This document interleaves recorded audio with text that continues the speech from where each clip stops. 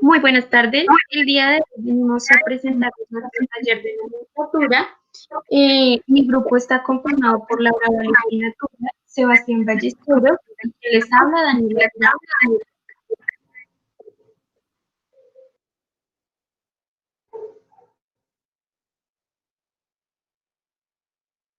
Como objetivo tenemos comprender la importancia de la asignación de nombres a las fórmulas de compuestos químicos, además de identificar las reglas básicas para la asignación de nombres con diferentes tipos de nomenclatura. Para contextualizarnos, la nomenclatura se encarga de asignar nombres a los compuestos químicos, dependiendo de su función química a través de ciertas reglas. Las reglas van a depender del sistema de nomenclatura que se emplee. Los más comunes son nomenclatura tradicional, nomenclatura de stock y nomenclatura sistemática.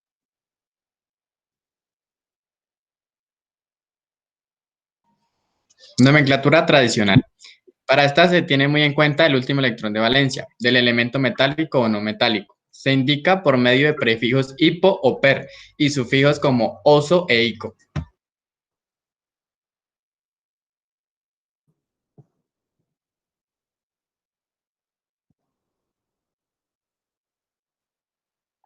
Para la nomenclatura stock, de acuerdo con este sistema, la valencia del elemento metálico o no metálico se indica al final del elemento, encerrando entre paréntesis el número romano. Si el elemento solo posee una valencia, esto no se debe indicar.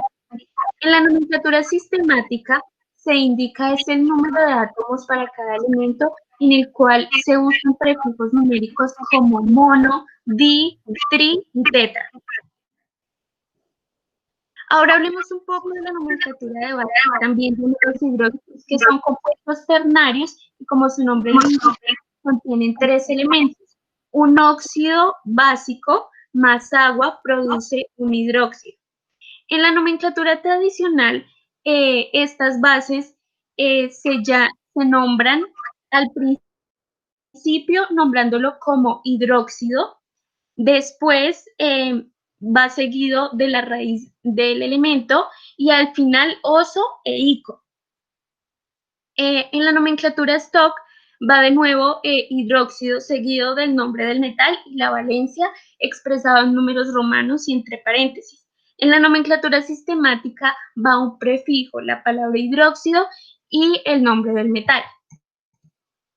Aquí tenemos un ejemplo en el cual en la nomenclatura tradicional este compuesto se llama hidróxido férrico, en la nomenclatura stock se llama hidróxido de hierro 3 y en la sistemática se llama trihidróxido de hierro.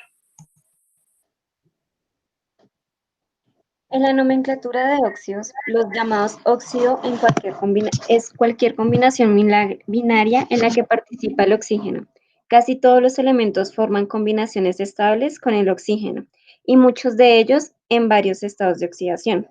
En la nomenclatura se utiliza así: óxido de más nombre del elemento metálico. Hay tres maneras: anteponiendo prefijos multiplicadores mono, di, tri, etc. a la palabra io o al nombre del metal, para indicar el número de ellos que hay en la fórmula. Esto es de la nomenclatura sistemática. En la nomenclatura de stock, inclinando el número de oxidación del metal justo después de nombrarlo, en números romanos, entre paréntesis y sin dejar espacios. En la nomenclatura tradicional, indicando el número de carga del catión metálico, en números arábigos y con el signo, entre paréntesis, inmediatamente después de nombrarlo.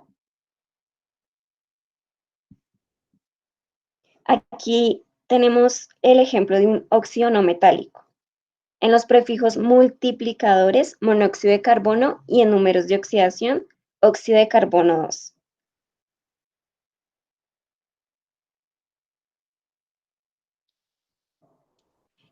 Nomenclatura de ácidos hidrácidos. Los ácidos hidrácidos son compuestos binarios. Contienen dos elementos que se forman al reaccionar un no metal con el hidrógeno. De acuerdo con lo siguiente, la reacción que obtenemos es hidrógeno 2 más un no metal y esto produce un ácido hidrácido.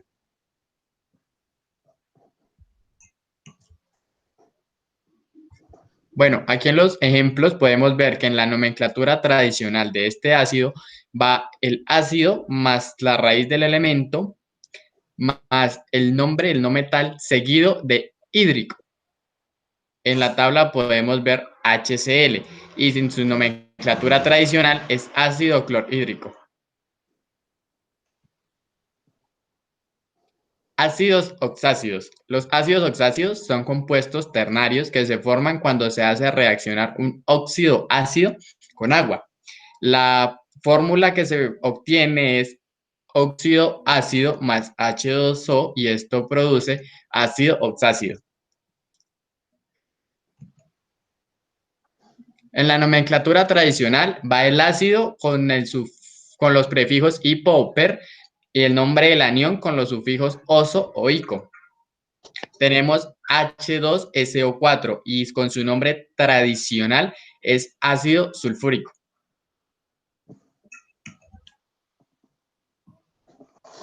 En la realización del taller de nomenclatura se dispone a ver diferentes videos de experimentos. En el experimento 1 es la reacción de sodio metálico con oxígeno. Esto se dispone un trozo de sodio metálico en la punta de una espátula. Luego se calienta en la presencia del aire con un encendedor. Esto hace que poco a poco el sistema genere un calor. Y esto se puede ver que el sodio se funde y el resto reacciona y va a desprender una llama amarilla. Esto va a dar lugar a la formación de un sólido grisáceo, el cual prevalece después de terminar el calentamiento.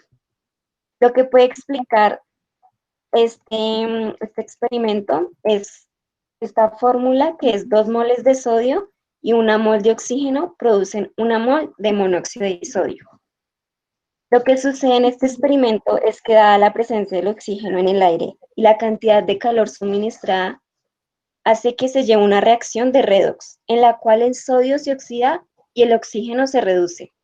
Esto hace una formación de iones de sodio y óxido, quienes interactúan a través de interacciones ion-ion, formando monóxido de disodio que corresponde al sólido grisáceo en la punta de la espátula. En el experimento 2 es la reacción del óxido de sodio con agua. Lo que se hizo fue coger un sólido grisáceo por el tubo del ensayo con agua destilada, se agita para permitir que las dos sustancias reaccionen y luego se sumerge un papel indicador que va a decir su pH, que es entre 13 y 14.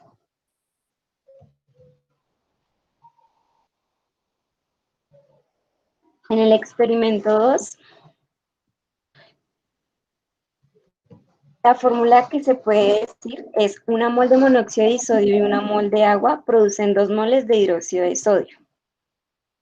Esta relación lo que hace es que el monóxido de disodio reacciona al agua y se lleva a cabo una reacción de combinación en la cual se da lugar a la formación del hidróxido de sodio, dando que el hidróxido de sodio es electrolito fuerte, se disocia iones sodio y dióxido, causando que el pH medio sea altamente básico.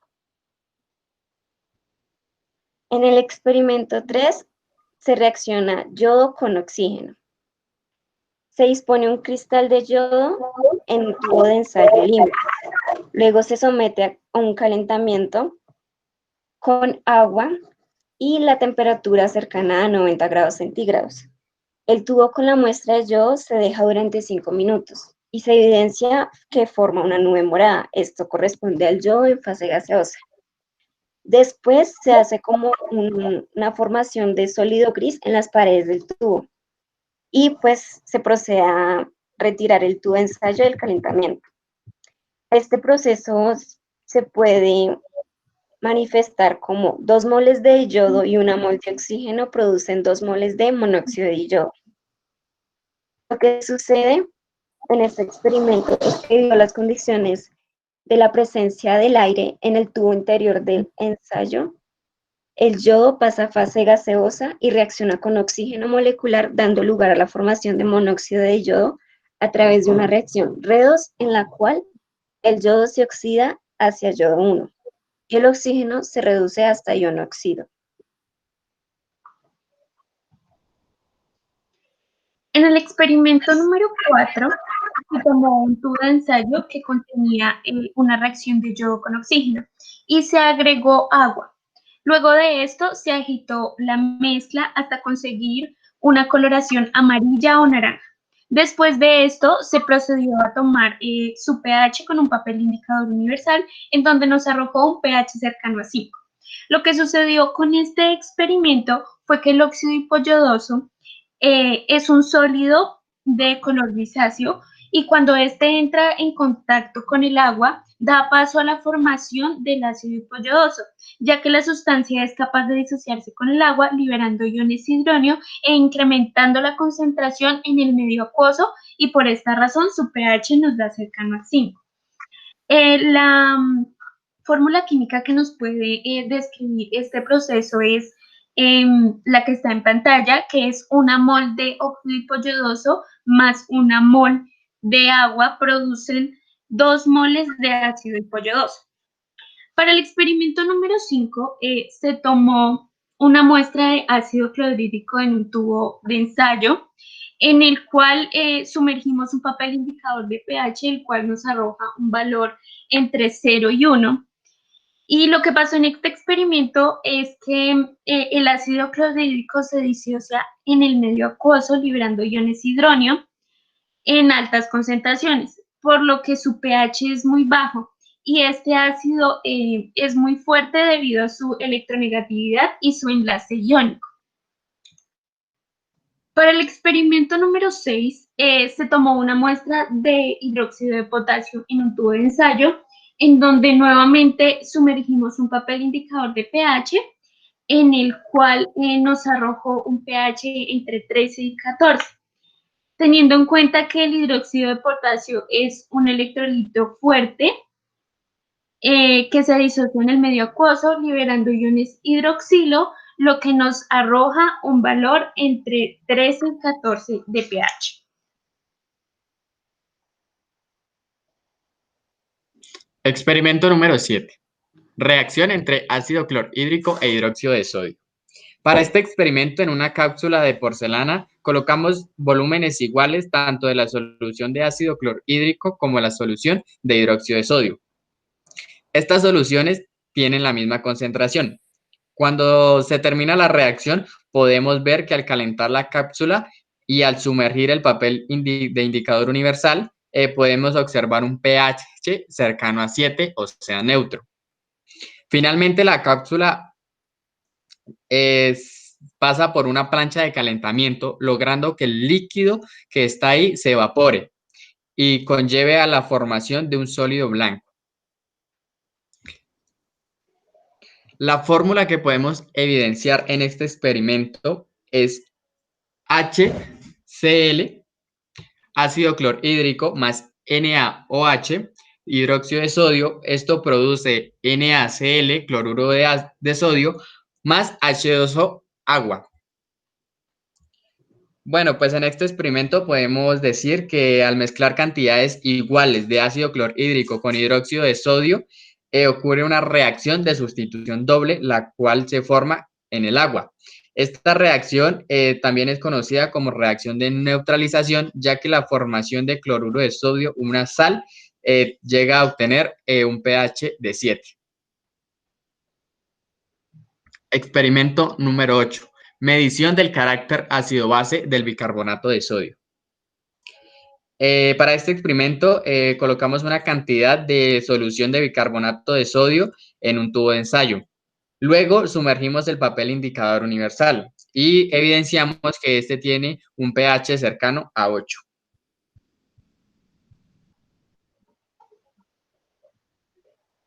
Experimento número 9. Reacción de dióxido de carbono con agua. Para este experimento tomamos una muestra de agua y la colocamos en el Erlenmeyer. Se adicionó una gota de nuestro indicador, que en este caso fue fenolftaleína. Luego pasamos la muestra a calentarla en una plancha hasta lograr su punto máximo de ebullición. Observamos que la mezcla adquirió una coloración lila. Luego de esto dejamos enfriar la mezcla y pasó aire a través del medio utilizando una pipeta. Y pudimos observar cómo al suceder esto la muestra tomó una coloración transparente. La fórmula que podemos evidenciar en este experimento es CO2, dióxido de carbono, más H2O, agua, y esto produce H2CO3, ácido carbónico. Para este experimento podemos ver que el agua tiene o está constituida por electrolitos, dentro de los cuales está el ácido carbónico H2CO3. La concentración de estos es la que determina el pH de la solución. Y al dejar pasar el aire a través de este medio, podemos observar cómo el pH crece y pasa de ser menor a 8 a ser mayor de 8.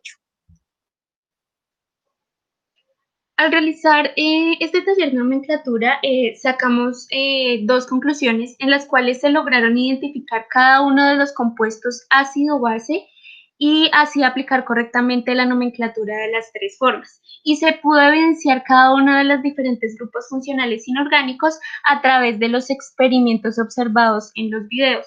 Y se determinó el carácter ácido-base en los grupos funcionales inorgánicos, lo cual fue útil para llevar a cabo la clasificación. Estas son nuestras referencias bibliográficas.